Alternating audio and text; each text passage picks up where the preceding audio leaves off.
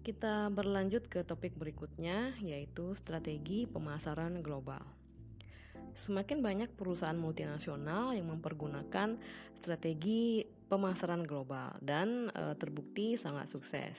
Contohnya adalah Nestle yang mempergunakan nama merek yang sama di seluruh dunia yang diaplikasikan pada produknya di seluruh negara.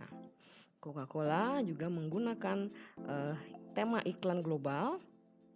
Kemudian Xerox menggunakan kebijakan leasing dalam skala global, dan Dell Computer mempergunakan strategi direct sellingnya yang diaplikasikan di setiap negara yang dimasukinya. Namun pemasaran global tidak hanya mengenai menstandardisasi proses marketing dalam skala global. Walaupun beberapa elemen dari proses pemasaran seperti desain produk, positioning produk, nama merek, packaging, penetapan harga, strategi periklanan, promosi dan distribusi dapat menjadi elemen-elemen yang dapat distandarisasi.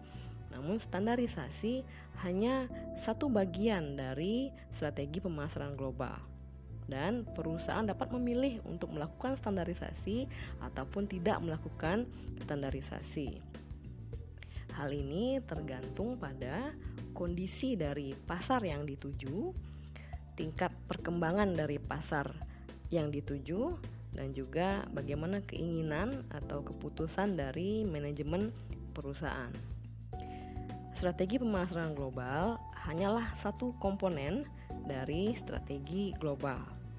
Strategi pemasaran global ini memerlukan koordinasi yang intensif dengan fungsi-fungsi perusahaan yang lain seperti research and development, manufacturing, dan juga departemen finance.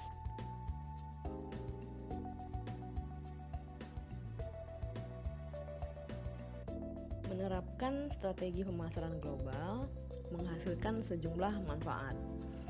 Di antaranya yang pertama adalah penghematan biaya. Penghematan biaya diperoleh dari penghematan dalam aspek tenaga kerja dan juga dalam hal bahan baku. Saat fungsi pemasaran di beberapa negara dikonsolidasi menjadi satu fungsi pemasaran regional atau satu fungsi pemasaran global, pengeluaran dalam hal tenaga kerja dapat dikurangi melalui pengurangan aktivitas-aktivitas yang diduplikasi di masing-masing negara. Kemudian biaya juga dapat dihemat dengan cara memproduksi iklan yang berskala global dan juga memproduksi material promosi secara global dan juga packaging yang serupa dalam skala global. Penghematan dalam packaging standardized atau kemasan yang distandarisasi juga termasuk pengurangan dalam hal inventory cost atau biaya inventory. Umumnya, biaya inventory adalah 20% dari sales, sehingga pengurangan dalam inventory dapat secara signifikan mempengaruhi profitabilitas. Kemudian dengan adanya berbagai media komunikasi yang memiliki cakupan global, kampanye-kampanye atau promosi perusahaan yang mengkapitalisasikan fitur-fitur yang sama antar negara dapat mengurangi biaya iklan secara signifikan. Contohnya adalah iklan dari ExxonMobil, yaitu perusahaan yang memproduksi oli dan bahan bakar, mempergunakan slogan "Put a tiger in your tank" dalam kampanye promosinya. Nah, ini adalah contoh dari kampanye yang mempergunakan tema yang sama di seluruh dunia, sehingga mereka hanya menghasilkan satu iklan saja, tidak perlu membuat masing-masing iklan untuk masing-masing negara.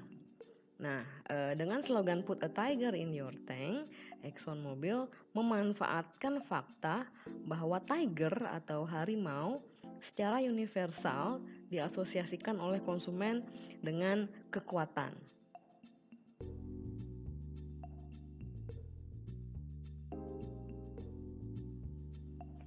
Manfaat yang kedua dari penerapan strategi pemasaran global adalah peningkatan kualitas produk dan program yang lebih efektif. Dulunya, Departemen Research and Development umumnya dikonsentrasikan di headquarter dari perusahaan multinasional. Namun permasalahannya adalah hal ini sering membatasi sinergi yang mungkin terjadi dari penggabungan ide-ide terbaik dari seluruh dunia. Procter & Gamble memecahkan permasalahan ini dengan men-set up fasilitas R&D mereka di pasar-pasar utama yang mereka targetkan, yaitu Amerika Utara, Jepang, dan Eropa Barat. Dan mereka menggabungkan temuan-temuan terbaik dari masing-masing laboratorium di pasar-pasar kunci tersebut. Keinginan dan kebutuhan yang berbeda di masing-masing benua atau masing-masing negara dapat menghasilkan temuan yang berbeda-beda. Contohnya, deterjen cair merek Tide yang diproduksi oleh Procter & Gamble merupakan produk inovatif yang dihasilkan dari kemampuan teknikal perusahaan dan juga dari hasil atau perbedaan dari kebutuhan pasar di beberapa pasar utama yang ditargetkan Procter & Gamble. Konsumen Jerman sangat concern dengan pencemaran sungai akibat penggunaan fosfat. Fosfat adalah bahan pemutih dalam deterjen yang digunakan dalam membuat deterjen. Untuk memenuhi keinginan atau concern dari konsumen Jerman, Procter & Gamble di Jerman mereka mengembangkan fatty acid untuk menggantikan fosfat dalam deterjen. Kemudian Procter & Gamble di Jepang mengembangkan surfaktan untuk menghilangkan minyak secara efektif pada air suam-suam kuku yang digunakan oleh konsumen Jepang dalam mencuci pakaian mereka. Di Amerika, Procter & Gamble mengembangkan Sat Builder untuk menjaga atau menghindari kotoran melekat pada pakaian. Procter & Gamble kemudian menggabungkan ketiga inovasi ini secara bersama-sama dan menghasilkan satu produk, yaitu Liquid Tide. Liquid Tide ini kemudian diperkenalkan di seluruh dunia dan menghasilkan kesuksesan yang luar biasa.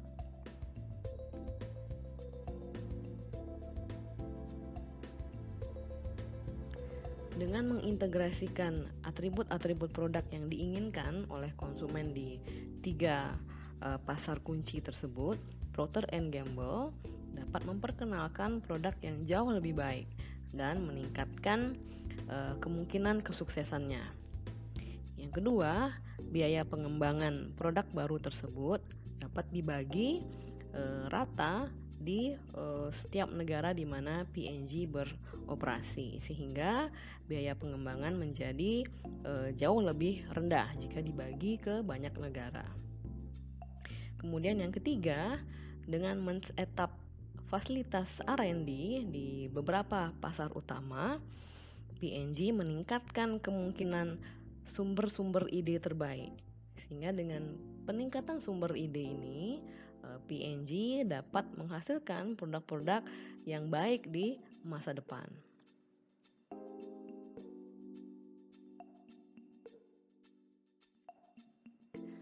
Manfaat yang ketiga dari penerapan strategi pemasaran global adalah untuk meningkatkan preferensi konsumen terhadap produk.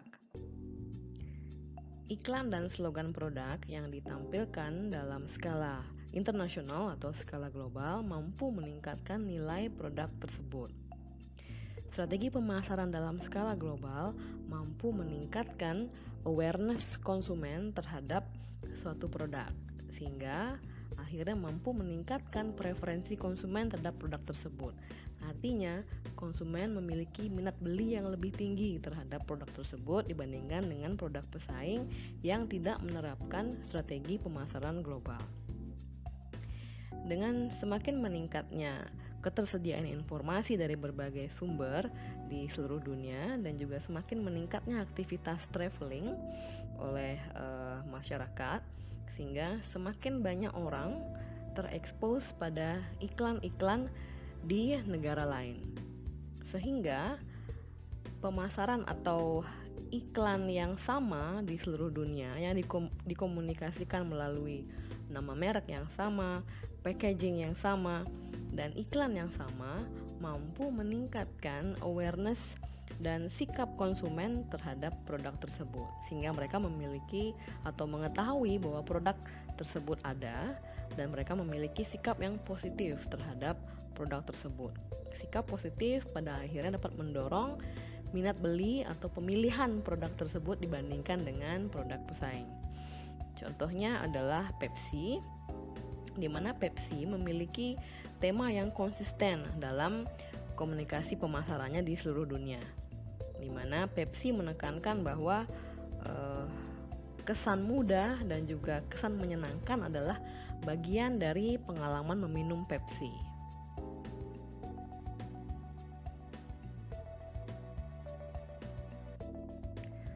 Manfaat yang keempat dari penerapan strategi pemasaran global adalah meningkatkan keunggulan kompetitif. Dengan memfokuskan sumber daya pada program yang jumlahnya lebih sedikit, strategi global dapat melipat gandakan kekuatan kompetitifnya pada program-program tersebut, sehingga memungkinkan mereka untuk menghasilkan produk-produk yang jauh lebih unggul dibandingkan produk pesaing. Hal ini jika dibandingkan dengan pendekatan polisentrik atau multi-country, di mana mereka memiliki program-program yang sangat banyak karena masing-masing program di satu negara, sehingga fokus dapat terpecah. Kemudian manfaat lain dari strategi global adalah keseluruhan organisasi mereka bersatu untuk mendukung satu ide tunggal, sehingga meningkatkan kemungkinan ide tersebut untuk sukses.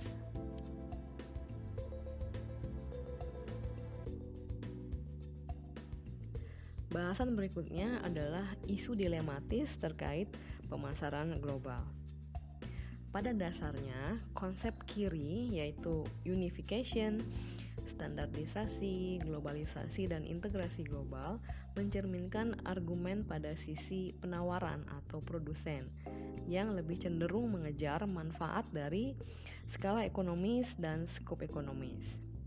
Sementara konsep kanan yaitu fragmentasi, adaptasi terhadap kebutuhan pasar lokal, lokalisasi, dan responsif terhadap permintaan pasar lokal atau kebutuhan pasar lokal mencerminkan argumen pada sisi permintaan, yaitu menjawab adanya perbedaan pada pasar antar negara dan pentingnya untuk melayani atau menjawab perbedaan kebutuhan di pasar-pasar yang berbeda ini. Intisari dari dilema strategi ini yang dihadapi oleh perusahaan multinasional saat ini masih tidak berubah dan mungkin akan tetap seperti ini di masa-masa mendatang.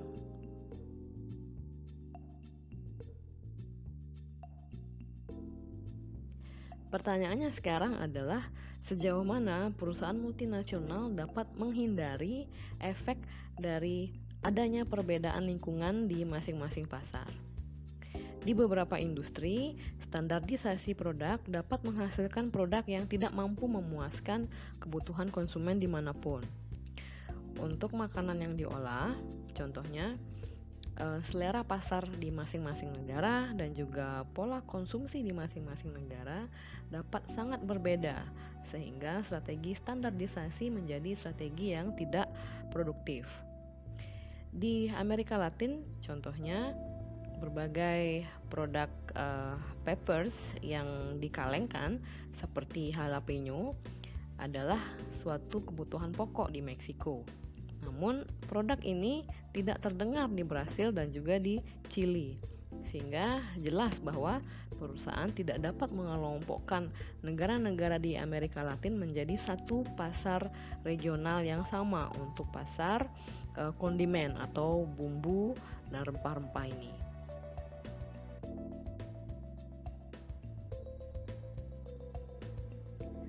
Bahkan e-commerce juga tidak dapat dikembangkan tanpa melakukan adaptasi pada level lokal dan level regional.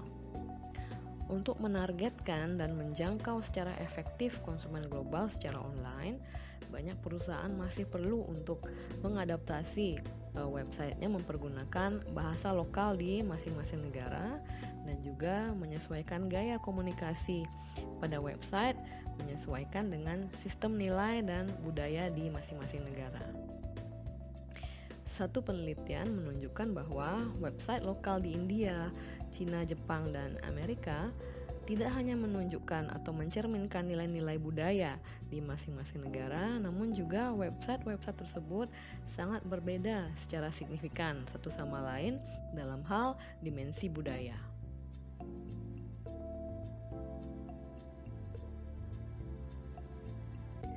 Tabel ini menggambarkan level dari potensi standarisasi produk. Bila kita lihat pada sisi kanan, yaitu yang di label universal, itu semakin ke kanan artinya bahwa produk tersebut dapat distandarisasi dan dapat diterima dengan baik di seluruh dunia. Semakin ke kiri atau di ekstrem kiri yang menunjukkan atau di label dengan kata lokal, menunjukkan bahwa produk-produk di ekstrem kiri sangat sulit untuk distandarisasi, dan apabila distandarisasi, produk tersebut kemungkinan tidak akan diterima dengan baik di pasar. Kita membahas di bagian universal, yaitu di sisi paling kanan atau ekstrem kanan, produk yang dapat distandarisasi dan dapat diterima di seluruh dunia dengan standarisasi tersebut adalah produk watch atau jam.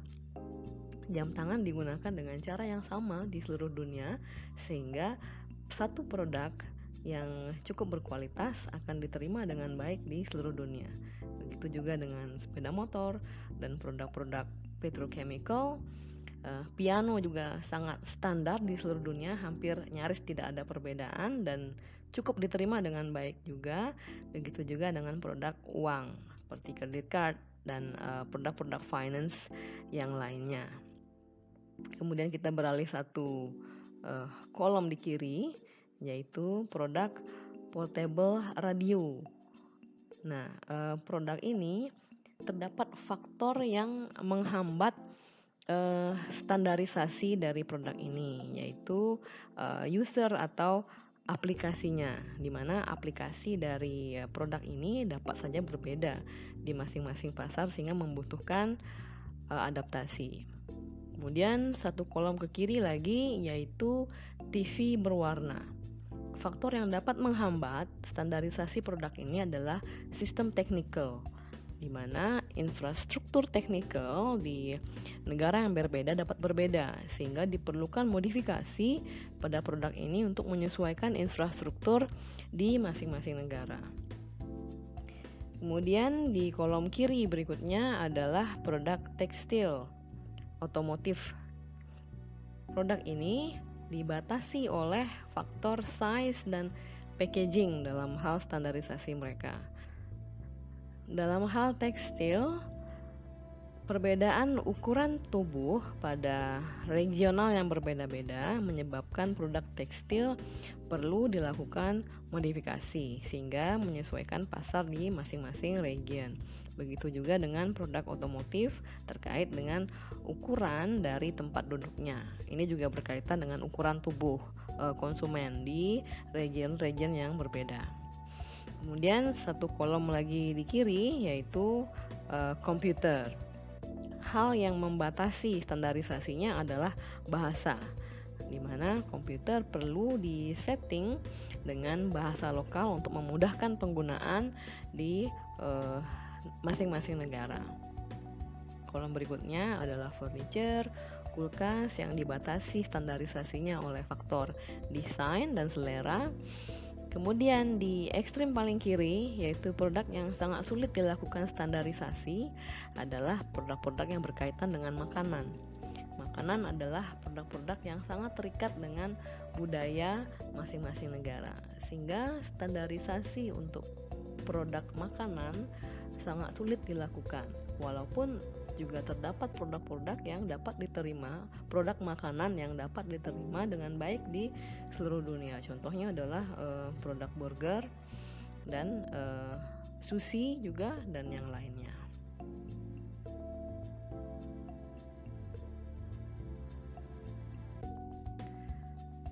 Kita masuk ke topik berikutnya, yaitu regionalisasi dari strategi pemasaran global.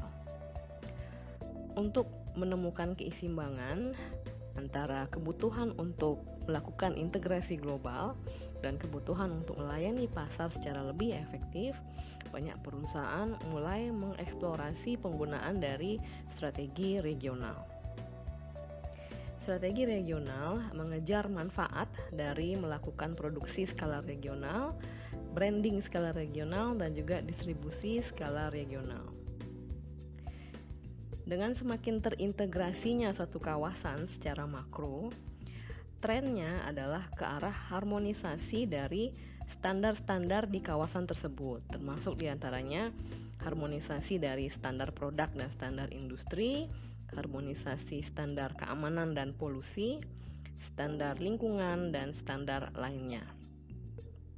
Kesamaan standar dalam satu kawasan ini dan juga kesamaan-kesamaan lain dalam satu kawasan ini kemudian mendorong atau memotivasi perusahaan untuk mengembangkan strategi pemasaran pada skala regional dan bukan dalam skala country per country.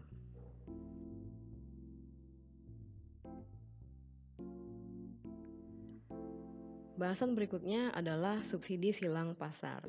Artinya, yaitu perusahaan multinasional mempergunakan profit yang mereka peroleh dari pasar di mana mereka memiliki posisi kompetitif yang kuat untuk meningkatkan posisi kompetitifnya di pasar negara lain di mana mereka struggling atau masih berjuang untuk mendapatkan pangsa pasar. Contohnya adalah Michelin yang mempergunakan profit yang besar dari pemasarannya di Eropa untuk menyerang pasar Goodyear di Amerika Serikat. Pasar Goodyear di Amerika Serikat merupakan pasar Goodyear yang terbesar dan merupakan pasar domestik dari Goodyear. Apabila Goodyear ikut menurunkan harga di Amerika, itu berarti bahwa Goodyear akan memperoleh profit yang signifikan atau jauh lebih kecil dari pasar Amerika yang merupakan pasar terbesarnya. Dan langkah ini tidak akan terlalu menyakiti Michelin karena bisnis Michelin di Amerika hanya small portion atau porsi kecil dari bagian dari bisnis internasional Michelin. Daripada menurunkan harga di Amerika, Goodyear memilih untuk menyerang balik Michelin dengan menurunkan harganya di Eropa. Sehingga dengan langkah tersebut Michelin mungkin akan mempertimbangkan untuk tidak menurunkan harga di Amerika dan tidak menyerang Goodyear secara head to head karena itu akan merugikan bisnis Michelin di Eropa.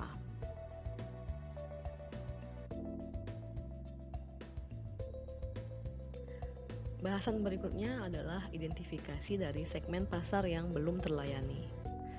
Strategi yang dapat digunakan oleh perusahaan adalah untuk mengamati dan mengidentifikasi segmen pasar yang belum dilayani oleh perusahaan-perusahaan di pasar negaranya sendiri.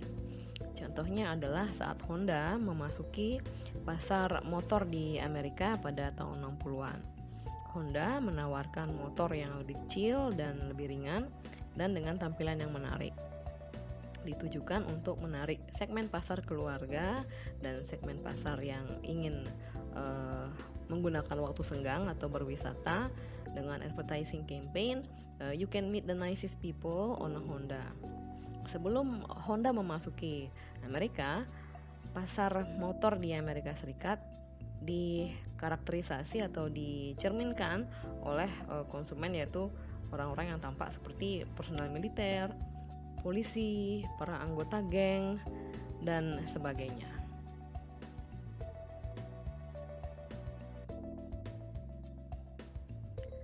Bahasan berikutnya adalah strategi pemasaran untuk pasar negara berkembang. Negara berkembang merupakan pusat dari ratusan juta konsumen, di mana konsumen kelas menengah terus tumbuh secara signifikan dalam hal jumlah. Konsumen di negara berkembang cukup aware atau mengetahui produk-produk global dan juga standar-standar global.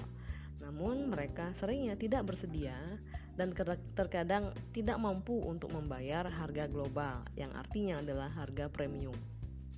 Untuk itu, sejumlah modifikasi dalam hal pemasaran atau strategi pemasaran diperlukan, terutama dalam aspek produk, penetapan harga, promosi, dan distribusi.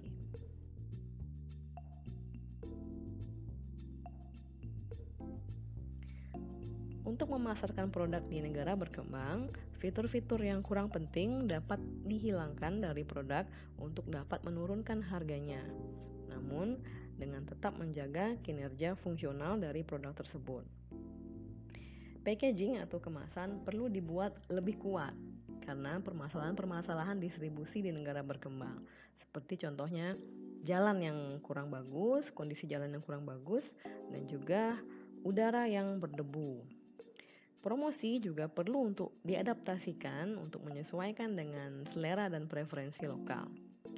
Kemudian, akses pada saluran distribusi lokal seringnya sangat krusial dalam menentukan kesuksesan di negara berkembang karena akan sulit dan mahal bagi perusahaan multinasional dari negara maju untuk memahami kebiasaan lokal dan labirin dari jaringan distribusi lokal yang cukup complicated.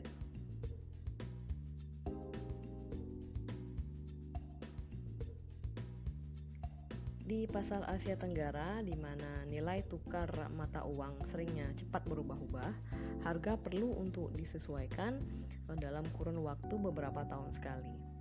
Di Cina, menaikkan harga juga tampaknya menjadi hal yang tidak dapat dihindarkan oleh Amway karena Amway perlu untuk mengimbangi level inflasi di hampir seluruh aspek bisnis dari tenaga kerja sampai bahan baku.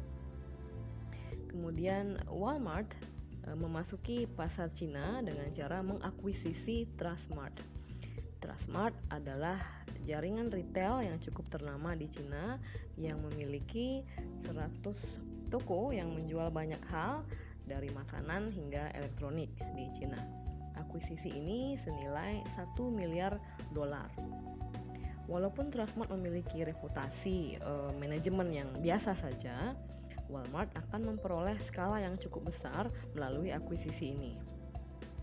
Dengan membeli sekaligus satu jaringan retail yaitu Trustmart dibandingkan dengan membuka tokonya sendiri, Walmart akan dapat membypass birokrasi di Cina yang cukup rumit, di mana setiap kota memiliki persyaratannya masing-masing untuk membuka toko baru.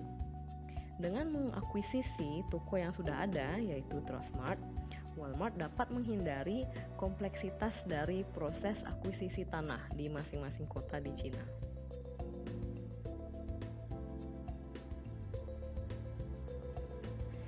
Unilever juga memperluas cakupan pasarnya dengan menargetkan pasar kelas menengah bawah. Di Indonesia, Unilever melakukan bisnis dengan cara menjual produk dalam kemasan yang lebih kecil dan dengan harga yang tidak mahal.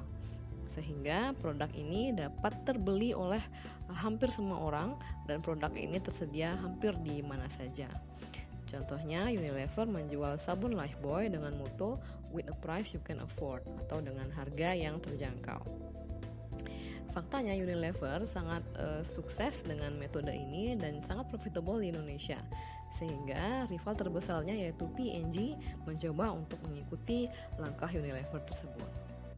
Kemudian Bajaj, produsen skuter dari India, memutuskan untuk memproduksi skuter dengan harga yang murah dan juga berdaya tahan yang baik melalui sistem distribusi yang ekstensif dan jaringan layanan yang berada di mana-mana, yaitu kios mekanik di pinggir jalan. Walaupun Bajaj tidak bisa berkompetisi dengan Honda dalam hal teknologi, Bajaj mampu membuat penjualan Honda menjadi stagnan karena Bajaj menawarkan produk pada konsumen yang mencari produk yang berbiaya rendah atau berharga rendah namun berdaya tahan yang cukup baik, di mana mayoritas konsumen di negara berkembang menginginkan jenis produk seperti ini, yaitu berbiaya rendah namun berdaya tahan yang baik.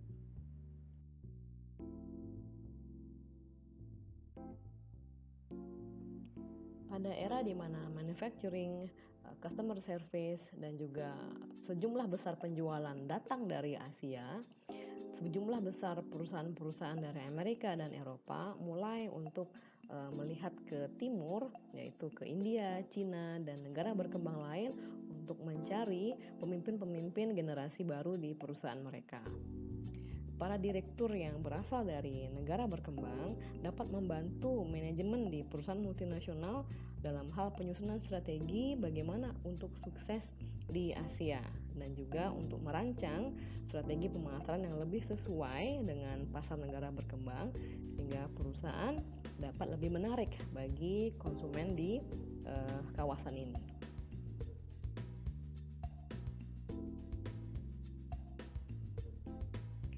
Di samping perusahaan multinasional yang berasal dari negara maju, banyak juga pesaing-pesaing kuat yang muncul dari negara berkembang.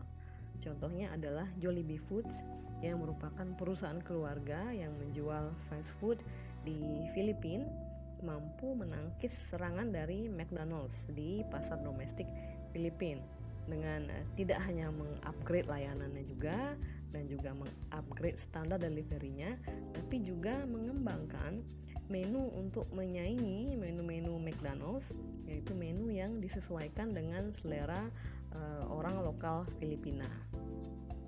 Di samping mie dan juga nasi yang dibuat dengan ikan, Jollibee mengembangkan hamburger yang dibumbui dengan bawang putih dan kecap asin. Dengan produk-produk inovatif mereka, Jollibee berhasil menguasai lebih dari setengah bisnis fast food di Filipina. Mempergunakan resep yang sama, perusahaan dari Filipina ini sekarang telah mengembangkan sayapnya dengan membuka restoran di pasar-pasar negara tetangga, yaitu Hong Kong, Timur Tengah, dan juga sampai sejauh California.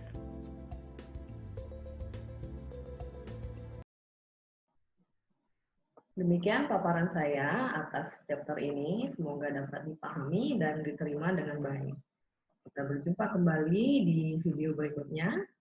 Terima kasih atas atensinya dan selamat sore.